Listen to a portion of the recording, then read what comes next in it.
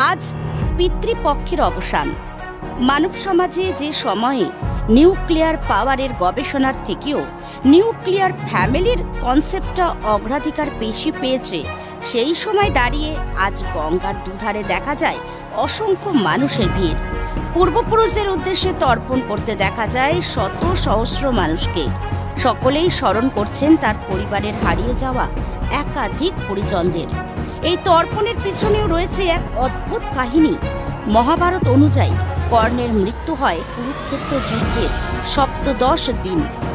এরপর তার আত্মা স্বর্গে গমন করলে সেখানে তাকে সোনা ও রত্ন খাদ্য হিসাবে দেওয়া হয়। কর্ণ ইন্দ্রকে এর কারণ জিজ্ঞাসা করলে ইন্দ্র বলেন, তুমি সারা জীবন সোনা দান করেছ, পিতৃগণের উদ্দেশ্যে কোনো খাদ্য প্রদান করনি, তাই স্বর্গেও তোমাকে সোনা খেতে দেওয়া হয়েছে। তখন কর্ণ বলেন, আমি পিতৃগণের সম্পর্কে জানতাম না, তাই ইচ্ছা করেই তাদের খাদ্য প্রদান করিনি। এই কথা শুনে কর্ণকে 16 দিনের জন্য পুনরায় মর্তে আসার অনুমতি দেন ইন্দ্র, মতান্তরে যম। তারপরে কর্ণ মর্ত্যলোকে এসে তার পিতৃলোকের উদ্দেশ্যে অন্ন জল দান করেন। এই 16 দিনকে পিতৃপক্ষ বলা হয়। তবে এই সকল পৌরাণিক কাহিনী ছাড়াও এই তর্পণের গুরুত্ব সামাজিক স্তরেও রয়েছে অনেকখানি। এই দিন তর্পণ করার মাধ্যমে সকলেই তাদের হারিয়ে যাওয়া পূর্বপুরুষদের স্মরণীয় করে রাখেন। Bureau report, news 24 Bangla live. Mahalaya পিতৃপক্ষের অবসান ঘটে আজকে মানুষ থেকে তর্পণ করছে, সকালবেলা পুণ্য চান করছে। কি কারণে, মানে কারণটা কি বলতে? কারণটা হচ্ছে আমাদের এদিকে পিতৃপক্ষর কথাটা মনে হচ্ছে আমাদের সব থেকে আগে জানতাম। পিতৃপক্ষ হচ্ছে আমাদের যে আমার বাবা মা এবং তার যে সাতপুরুষ আছে, তারা তো আমরা অনেককে দেখিনি, অনেকে তাদের দেখিনি, কিন্তু তাদের আমাদের ইচ্ছা করে তাদের একটু সম্মান জানায়, শ্রদ্ধা জানায়। তা আমাদের তিথি নক্ষত্র আমাদের সব পুরাণে লেখা রয়েছে, আমাদের শ্রদ্ধা জানার শ্রেষ্ঠ সময় হচ্ছে দেবীপক্ষে, যখন পরে প্রথম অমাবস্যা, দেবীপক্ষের প্রথম অমাবস্যা যেটা মহালয়া অমাবস্যা, এই অমাবস্যা। তা এই অমাবস্যায় সেই কার্যক্রিয়াটা যদি আমরা করতে পারি, তাহলে আমাদের যে বয়োজ্যেষ্ঠ বাবা, ঠাকুরদাদা, দাদুরা আছে, তারা আমাদের আশীর্বাদ করে এবং তাদের আত্মার শান্তি করে। তার জন্য আজকে এই পুণ্যলগ্নে আমরা পিতা মাতার উদ্দেশ্যে কিছু শ্রদ্ধার্ঘ কিংকাঞ্চন দান করে আমরা এটা তর্পণ করি।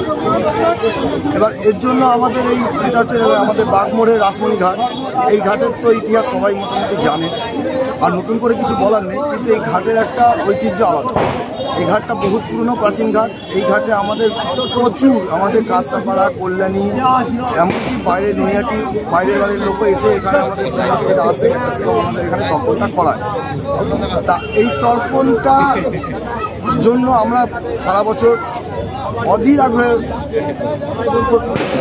অপেক্ষা করি, যাতে এই দিনটা সবাই আসে, আমাদের মিলনও হয়, সবাইকার সঙ্গে দেখা হয়, ঘাটে সবাই মিলে চান করে একটা আনন্দ আলাদা, একটা আনন্দ প্লাস আমাদের গুরুজনদের আমরা একটা শ্রদ্ধার্ঘ নিবেদন করছি।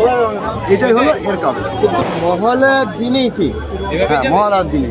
কেন মহালয়ার দিনে? এটা হচ্ছে দেবীপক্ষ, আমাদের এটা প্রেতপক্ষ শেষ হয়ে আমাদের প্রেতপক্ষ, মানে প্রেতপক্ষ হচ্ছে আমাদের এর আগে কোনো শুভ হয় না। ওই সময় মানে আমাদের আগেকার যারা বাবা ঠাকুরদাদা, ওরা তো এখন পরিণত হয়েছে, ওদের সময়টা চলে, ওরা তখন আত্মার বিচরণ হয়। কিন্তু দেবী যখন দেবীপক্ষ বলে, দেবীর তখন আহ্বান ঘন্টা বাজার সময়, তখন অশুভ শক্তির বিনাশ হয়। এটা আমার তাকে আপনি বই দেখে বলতে পারবো, কিন্তু আমি এটা কত বছর ধরে প্রপারলি তো আমি এটা বলতে পারবো না। এটা আমরা পুরাণ থেকে দেখে আসছি, আমরা যে বই পুরাণ পড়েছি আমি দেখেছি শত শত বছর ধরে এটা চলে আসছে, শত শত বছর ধরে। এবার আমি প্রপারলি তো বলতে পারবো না কত বছর ধরে, কিন্তু এটা আমার যতদূর সম্ভব আমাদের কাশ্যপ মুনির সময়কাল থেকে এটা চলে আসছে।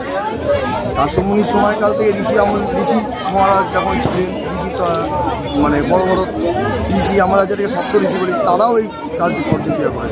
কেননা এইটা অ্যাকচুয়ালি তো আমাদের মহালয়া জিনিসটা হচ্ছে আমাদের দেবীপক্ষ, আমাদের মানতে হবে দেবীপক্ষ। অশুভ শক্তি বিনাশ ঘটিয়ে এই সময় মায়ের শুভ শক্তি বিচরণ শুরু হয়েছে। সেই জন্য এই দিনটা, এই অমাবস্যার দিন থেকে মা শুভ শক্তি স্থাপন করেছে। আজকের দিন থেকে নবরাত্রিরূপে পুজো শুরু হবে। নবরাত্রি যেমন এই কাল থেকে প্রতিপদ করলো, আমাদের নবঘাটের নবদুর্গার নবঘাট বসে যাবে। এই চলবে একদম নবমী অবধি। এই 9 দিন ধরে মায়ের দিন, শুভ শক্তির দিন, আমাদের মাতৃ শক্তির আহ্বান আজকের থেকে শুরু।